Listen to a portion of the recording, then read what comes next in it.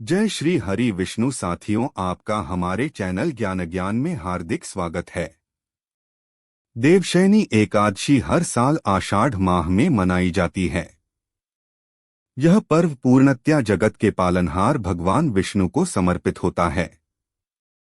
इस शुभ अवसर पर भगवान विष्णु और मां लक्ष्मी की पूजा की जाती है।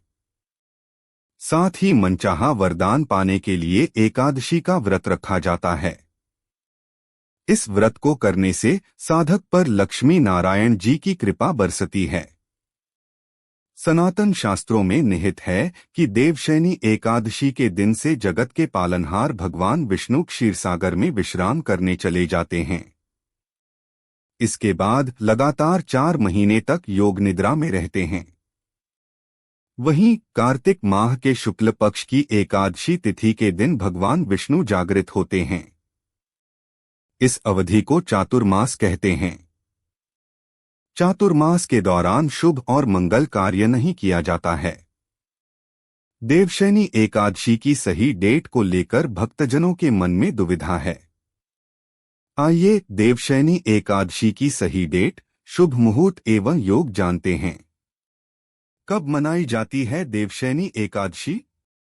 हर साल आषाढ़ माह के शुक्ल पक्ष की दशमी तिथि के अगले दिन देवशयनी एकादशी मनाई जाती है। इस शुभ अवसर पर भगवान विष्णु की पूजा की जाती है। साथ ही एकादशी का व्रत रखा जाता है।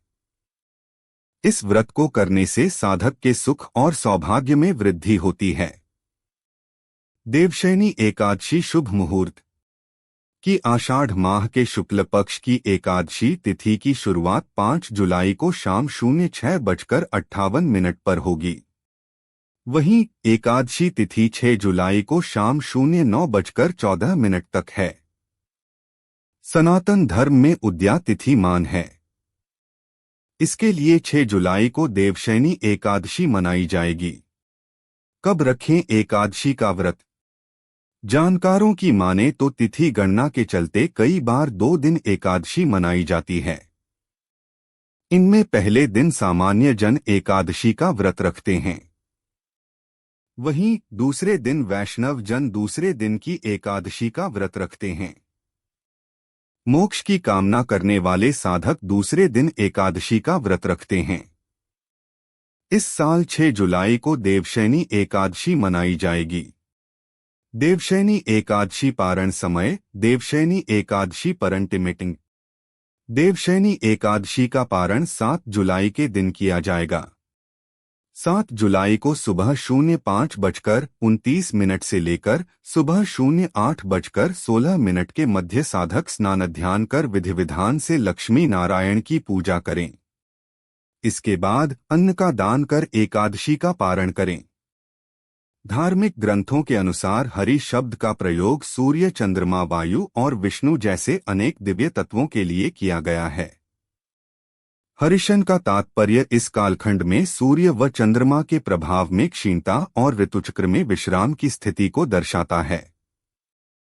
वर्षा ऋतु में अग्नि तत्व की गति मंद हो जाने से शारीरिक ऊर्जा भी प्रभावित होती है। आषाढ़ शुक्ल पक्ष की एकादशी को देवशयनी एकादशी, पद्मा एकादशी तथा हरिशनी एकादशी के नामों से जाना जाता है। धार्मिक परंपराओं के अनुसार इसी दिन भगवान विष्णु क्षीरसागर में योग निद्रा में प्रवेश करते हैं और आगामी 4 मासों तक उसी स्थिति में रहते हैं।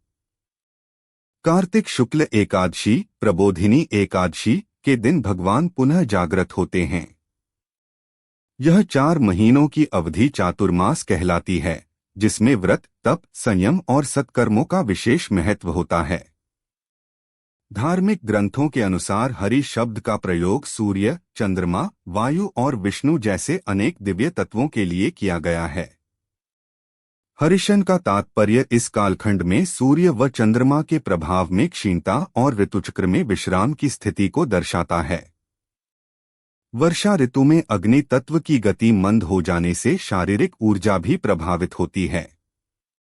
आधुनिक वैज्ञानिक शोध भी इस तथ्य की पुष्टि करते हैं कि इस समय अनेक प्रकार के रोगजनक जीवाणु उत्पन्न होते हैं, जिनका कारण है जल की अधिकता और सूर्य प्रकाश की न्यूनता। प्राचीन काल में संत महात्मा इस अवधि में यात्रा नहीं करते थे, अपितु एक स्थान पर ठहरकर ध्यान, मनन और शास्त्र चिंतन करते थे। यह काल आत्मसाधना, संयम और लोकमंगल की भावना को पुष्ट करने वाला होता है। गृहस्थ जीवन में भी लोग व्रत, उपवास, संयम और परोपकार को अपनाकर अपने जीवन में सात्विकता एवं शांति का संचार करते हैं। यही कारण है कि यह समय धर्म प्रवचन, सामाजिक सुधार और पर्यावरण संरक्षण जैसे उद्देश्यों की सिद्धि का उपयुक्त काल माना जाता है। हरिशनि एकादशी केवल एक धार्मिक तिथि नहीं, अपितु सामाजिक चेतना को जागृत करने का माध्यम भी है। यह दिन चातुर्मास के शुभारंभ के साथ साथ सत्संगों, सेवा कार्यों और आध्यात्मिक आयोजनों की श्रृंखला का शुभ संकेत है। यह समय संयमित जीवन शैली, शाकाहार और आत्मनिरीक्षण को जीवन में अपनाने की प्रेरणा देता है। यह व्रत ईश्वर भक्ति, सेवा, साधना और संयम इन 4 स्तंभों पर आधारित जीवन को पुष्ट करता है। देवशयनी एकादशी भारतीय धर्म संस्कृति की उस गहराई को प्रकट करती है जहां ईश्वर के साथ आत्मा का जुड़ाव और समाज के प्रति उत्तरदायित्व समान रूप से महत्व रखते हैं। इस दिन व्रत करने वाले श्रद्धालु भगवान विष्णु की पूजा, विष्णु सहस्रनाम का पाठ, भगवद गीता का स्वाध्याय, मंत्रजप और कीर्तन करते हैं। यह व्रत न केवल आध्यात्मिक बल प्रदान करता है, अपितु जीवन में सात्विकता और आत्मबल की वृद्धि का भी माध्यम बनता है। आइए इस पावन तिथि पर श्रद्धा, संयम और साधना के साथ संकल्प लें कि हम अपने जीवन को लोक कल्याण, आत्मविकास और आध्यात्मिक उत्थान की दिशा में ले जाएंगे। वीडियो पसंद आई हो तो चैनल को लाइक करें, शेयर करें, सब्सक्राइब करें और कमेंट बॉक्स में लिखें जय श्री हरि विष्णु।